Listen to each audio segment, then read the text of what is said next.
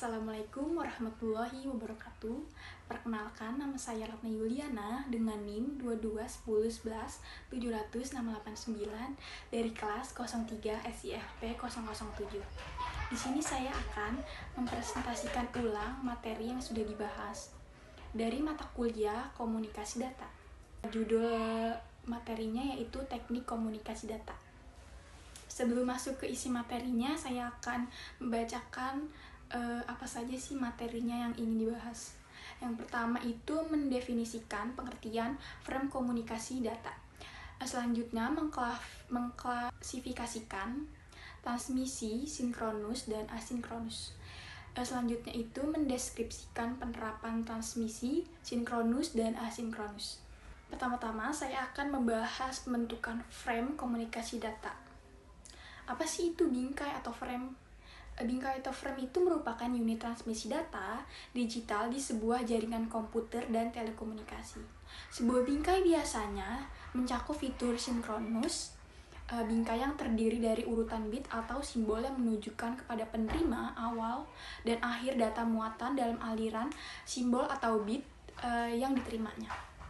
Selanjutnya ada transmisi sinkron biner atau B-Science. Transmisi sinkron biner atau B-Science merupakan teknik komunikasi data yang digunakan untuk transmisi data dengan kecepatan tinggi. Selanjutnya ada frame HDLC, High Level Data Link Control merupakan protokol lapisan data link sinkron, transparan, kode berorientasi bit yang dikembangkan oleh organisasi internasional untuk standarisasi atau ISO. Lalu ada juga sinkronisasi. Lalu apa sih sinkronisasi itu?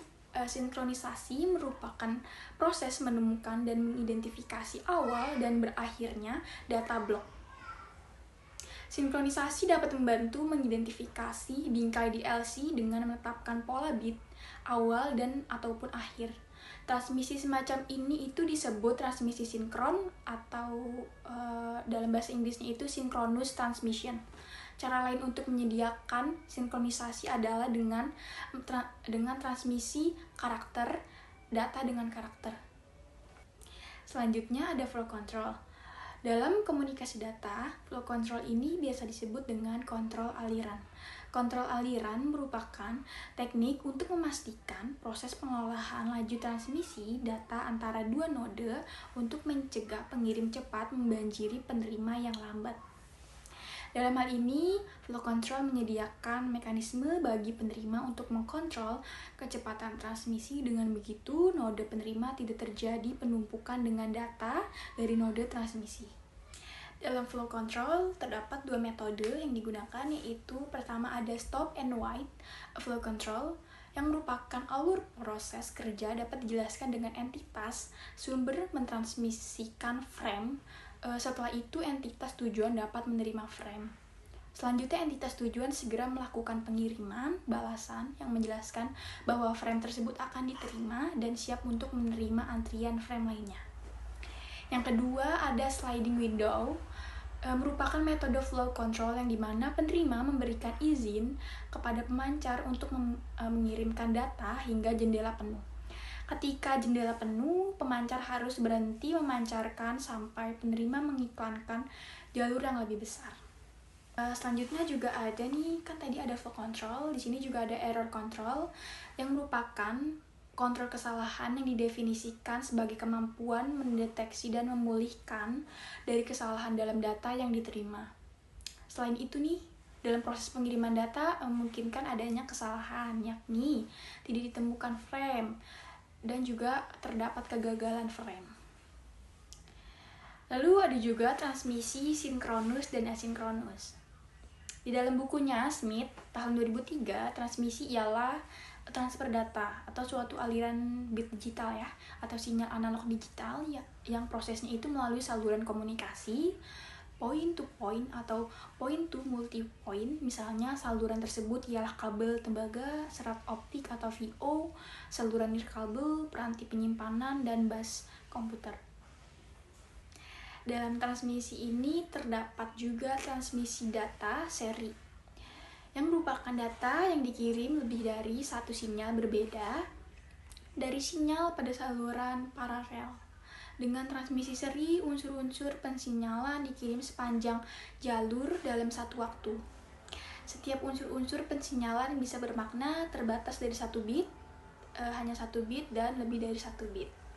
Masuk ke pengertian sinkronus. Apa sih itu transmisi sinkronus? Transmisi sinkronus ini didefinisikan sebagai transmisi data dalam kelompok atau blok yang dapat diidentifikasi. Blok data juga disebut bingkai, terdiri dari sejumlah karakter atau bit dan memiliki awal dan akhir yang jelas. Fungsi sinkronisasi ini dapat membantu penerima mengetahui pola awal dan akhir bingkai. Selanjutnya ada bit stuffing. Lalu apa sih tujuannya? Tujuan dari bit stuffing ini adalah untuk mencegah terjadinya pola flag di bidang PDU atau Protocol Data Unit yang seharusnya tidak terjadi. Tadi kan saya sudah menjelaskan sinkronus, selanjutnya saya akan menjelaskan asinkronus. Dalam transmisi ini, sinkronus dicapai hanya dengan 1 karakter pada 1 waktu saja.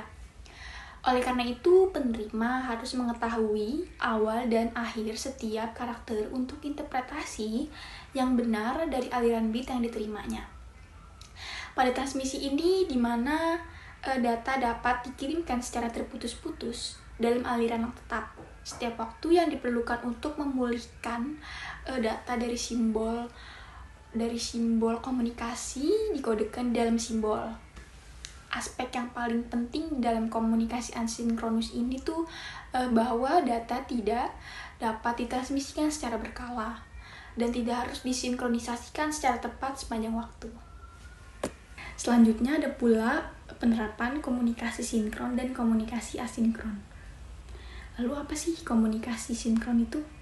Komunikasi sinkron merupakan turunan dari komunikasi yang dikerjakan menurut tulisan dan visual secara bersamaan tanpa tenggat waktu, atau biasa dikatakan dengan real time. Contoh penerapan itu live chat dan video conference, pertukaran pesan verbal maupun visual yang dilakukan secara daring atau online. Contohnya itu seperti WhatsApp, terus Line, ada pula Skype, ada juga Google Live, terus Zoom, dan lain sebagainya. Selanjutnya ada pula komunikasi asinkron. Komunikasi asinkron atau biasa disebut komunikasi tak langsung merupakan bentuk komunikasi yang digunakan oleh perangkat komputer dan mekanismenya secara tunda atau mempunyai tenggat waktu pada saat penerapannya. Contoh penerapannya itu melalui email atau electronic mail gitu ya. Ada juga ada fax, ada juga forum, serta membaca dan menulis di dokumen daring melalui World Wide Web atau WWW. Yang terakhir, terdapat kesimpulannya yaitu teknik komunikasi data mencangkup metode untuk mentransmisikan informasi antara perangkat atau sistem. Dalam konteks ini juga terdapat 2 jenis utama, yaitu sinkronus dan asinkronus. Selain itu, teknik komunikasi data baik sinkronus maupun asinkronus memberikan transfer informasi antara perangkat yang baik dengan cara yang sesuai dengan karakteristik dan kebutuhan aplikasi masing-masing. Sekian dari saya, kurang lebihnya mohon maaf. Wabillahi taufiq wal hidayah. Wassalamualaikum warahmatullahi wabarakatuh.